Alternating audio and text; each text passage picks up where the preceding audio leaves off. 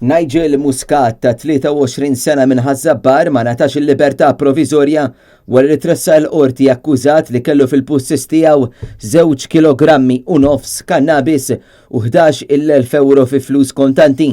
Il-qorti semat kif il-pulizija marru fid-dar ta' Nigel Muscat wara li rċevew informazzjoni li kienet jaħżen ammont sostanzjali ta' droga. Huma avviċinaw u ħireġ mid-dar u sabu li kellu kilogramma ta' kannabis fuqu. Wara l-pulizija fittxew id-dar tar-raġel u sabu kilogramma u nofs oħra ta' kannabis.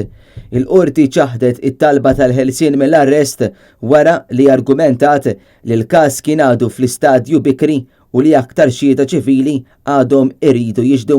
Il-Maġistrat Ian Farrugia ippresida dan il-każ.